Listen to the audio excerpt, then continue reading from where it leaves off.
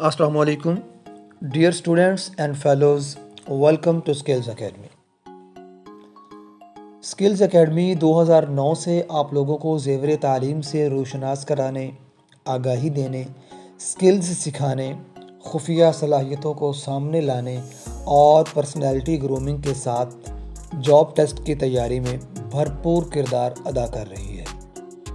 عزیز طلبہ، یہ تمام محنت دنیا داری کے لیے ہے۔ اس کے ساتھ ہماری زندگیوں میں دینی تعلیم کا شامل حال ہونا انتہائی ضروری ہے۔ اس سلسلہ میں اسکلز اکیڈمی کی انتظامیہ نے فیصلہ کیا ہے کہ اپنے اسٹوڈنٹس اور فیلوز کو قرآن پاک کی مختصر ترین تفسیر یعنی کم از کم قرآنی مضامین سے آگاہی ضرور سکھائی جائے۔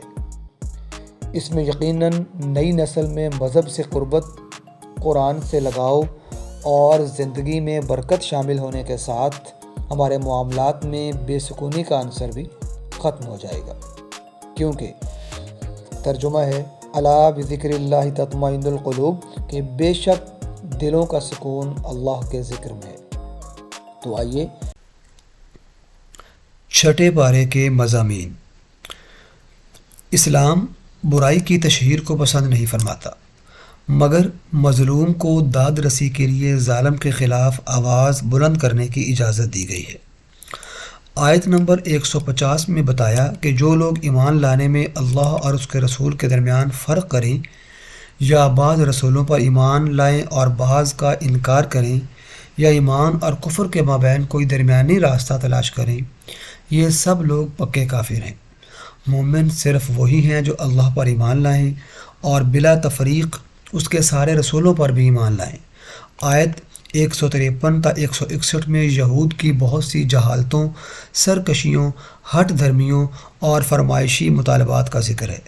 انہوں نے رسول کریم صلی اللہ علیہ وآلہ وسلم سے مطالبہ کیا کہ ہم پر آسمان سے کتاب نازل کریں۔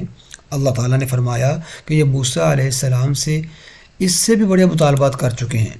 پھر اللہ تعالیٰ نے ان کی عہد شکنی اور کفر کی وجوہ کو بیان کیا کہ نمبر 1، انہوں نے آیات الہی اور معجزات انبیاء سے انکار کیا۔ نمبر 2، انبیاء کرام کو ناحق قتل کیا۔ نمبر 3،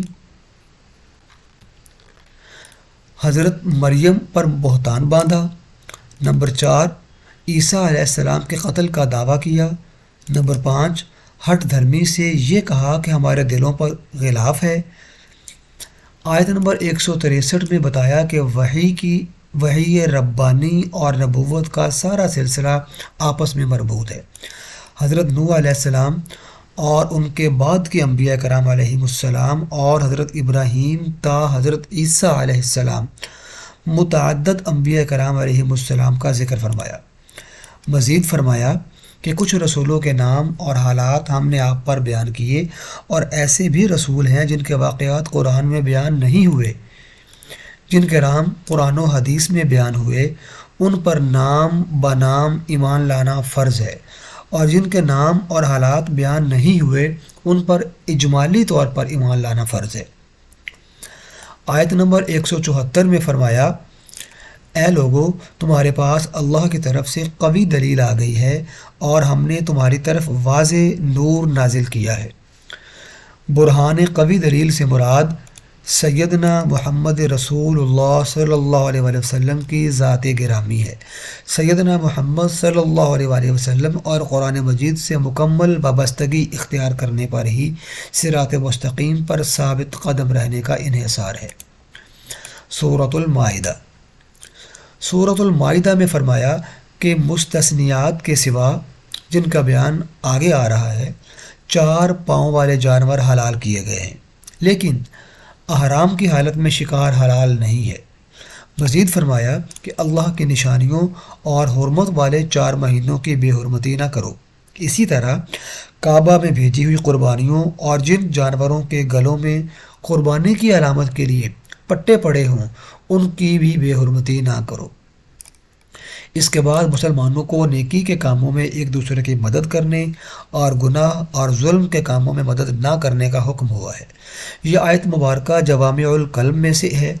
ہر خیر و شر، بھلائی اور برائی کا اس آیت مبارکہ میں بڑے اختصار کے ساتھ تذکرہ کر کے قرآن مجید نے تمام کاموں کے لیے ایک اصل اور ضابطہ قرار دے دیا ہے۔ آیت نمبر 3 میں محرمات قطعیہ کا بیان ہے جو یہ ہیں۔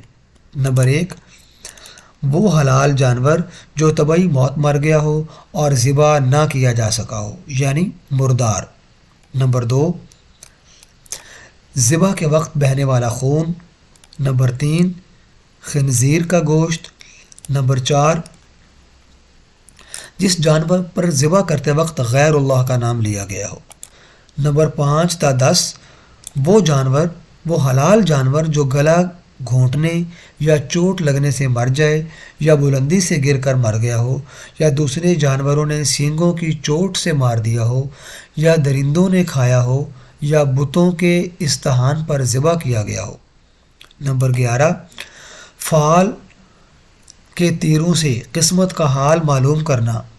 اسی آیت مبارکہ میں مسلمانوں کے لیے ایک اعزازی اعلان ہوا ہے کہ آج میں نے تمہارے لیے تمہارا دین مکمل کر دیا اور تم پر اپنی نعمت کو پورا کر دیا اور تمہارے لیے اسلام کو بطور دین پسند کر لیا ہے۔ اسی آیت میں بتایا کہ حالت اضطرار میں بقائے جان کے لیے بقدر ضرورت حرام چیز کا کھانا جائز ہے۔ آیت نمبر 5 میں بتایا کہ مسلمانوں کا کھانا اہل کتاب کے لیے حلال ہے اور اہل کتاب کا کھانا مسلمانوں کے لیے حلال ہے، بشرطے کہ وہ کھانا اپنے اصل کے اعتبار سے حلال ہو اور اس میں کسی حرام کی آمیزش نہ ہو۔ اسی آیت میں یہ حکم بھی بیان ہوا کہ اہل کتاب کی آزاد پاک دامن عورتوں سے مسلمان کا نکاح جائز ہے۔ آیت نمبر 6 میں وضو کے 4 فرائض بیان ہوئے ہیں، یعنی نمبر 1، پورے چہرے کو دھونا۔ نمبر 2، کوہنیوں سمیت ہاتھوں کا دھونا۔ نمبر 3، سر کا مسح، اور نمبر 4، ٹخنوں سمیت پاؤں کا دھونا۔ اس کے بعد مریض، مسافر، بے وضو اور جنبی یعنی جس پر غسل واجب ہو کے لیے ضرورت کے وقت تیمم کی اجازت کا بیان ہے۔ آیت نمبر 17 میں اللہ تعالیٰ نے مسیح ابن مریم کو الہ قرار دینے والوں کو کافر کہا ہے اور فرمایا کہ بفرض محال اللہ مسیح ابن مریم اور ان کی ماں کو ہلاک کرنا چاہے تو ساری زمین والے مل کر بھی ان کو بچا نہیں سکتے۔ پھر یہود و نصارہ کی اس خوش فہمی اور زعم باطل کا رد فرمایا کہ وہ اللہ کے بیٹے اور اس کے محبوب ہیں۔ فرمایا کہ تم بھی من جملہ انسانوں میں سے ہو۔ اہل کتاب کو مخاطب کر کے فرمایا کہ انبیاء کی بعثت کے بعد انقطاع نبوت کا دور آیا اور پھر ہم نے اپنے رسول عظیم کو مبعوث فرمایا تاکہ تم یہ نہ کہہ سکو کہ ہمارے پاس کوئی بشیر و نذیر نہیں آیا۔ اب تمہارے پاس اللہ کی رحمت کی بشارت دینے والے اور اس کے عذاب سے ڈرانے والے آخری رسول محمد رسول اللہ صلی اللہ علیہ وسلم آ چکے۔ آیت 27 تا 31 میں آدم علیہ السلام کے 2 بیٹوں کا واقعہ بیان ہوا کہ دونوں نے اللہ کی بارگاہ میں قربانی پیش کی، ایک کی قربانی قبول ہو گئی اور دوسرے کی رد ہو گئی۔ اس زمانے کی شریعتوں میں قربانی کی قبولیت کی علامت یہ تھی کہ آسمان سے آگ آتی اور اسے جلا ڈالتی۔ قابیل جس کی قربانی رد ہو گئی، اس نے غصے میں اپنے بھائی حابیل کو قتل کر دیا۔ پھر اللہ تعالیٰ نے ارشاد فرمایا، اسی وجہ سے ہم نے بنی اسرائیل پر لکھ دیا کہ جس شخص نے جان کے بدلے بغیر یعنی حق قصاص کے بغیر زمین میں فساد کے جرم کے بغیر کسی انسانی جان کو قتل کیا تو گویا اس نے تمام انسانوں کو قتل کیا، اور جس نے بے قصور شخص کی جان کو بچایا تو گویا اس نے تمام انسانوں کو بچا لیا۔ آیت نمبر 35 میں اہل ایمان کو تقوی اختیار کرنے اور اللہ کی بارگاہ میں نجات یعنی وسیلہ تلاش کرنے کا حکم دیا۔ آیت 36 میں فرمایا کہ کوئی شخص ساری روئے زمین کا مالک ہو جائے اور اتنی ہی دولت اسے اور مل جائے اور وہ یہ سب کچھ اپنی جان کے فدیے کے طور پر دے دے تو پھر بھی قیامت کے دن کافر کی نجات ممکن نہیں۔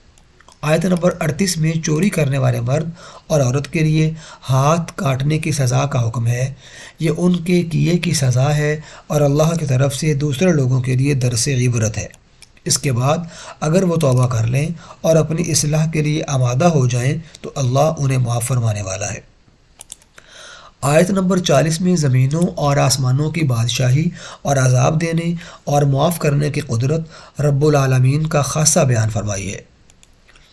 اللہ نے رسول اللہ صلی اللہ علیہ وآلہ وسلم کو فرمایا کہ اگر وہ آپ کے پاس کوئی مقدمہ لے کر آئیں تو آپ کو اختیار ہے کہ آپ فیصلہ کریں یا نہ کریں، لیکن اگر آپ کو فیصلہ کرنا ہو تو وہی فیصلہ کریں جو انصاف پر مبنی ہو۔ اس کے بعد آیت 44 تا 47 میں بالترتیب فرمایا کہ جو اللہ تعالیٰ کے نازل کیے ہوئے احکام کے موافق فیصلہ نہ کریں وہ کافر ہیں، ظالم ہیں اور فاسق ہیں۔ آیت نمبر 45 میں قانون قصاص کو بیان کیا کہ جان کا بدلہ جان، آنکھ کا بدلہ آنکھ،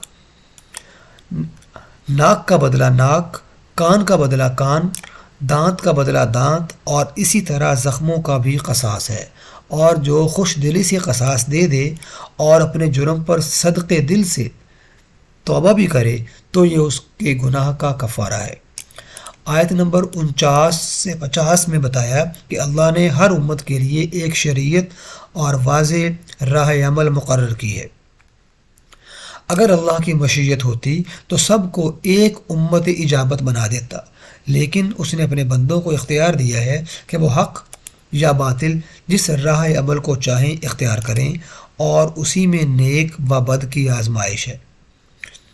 آیت نمبر 51 میں بتایا کہ یہود و نصارہ کو اپنا دوست نہ بناؤ، مسلمانوں کے مقابلے میں وہ ایک دوسرے کے حامی اور دوست ہیں، لہذا جو ان کی دوستی اختیار کرے گا وہ انہی میں سے ہوگا۔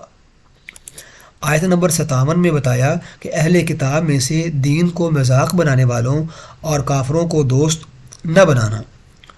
آیت نمبر 60 میں اللہ نے فرمایا بدترین سزا ان لوگوں کی ہے جن پر اللہ تعالیٰ نے لعنت فرمائی، ان پر غضب فرمایا،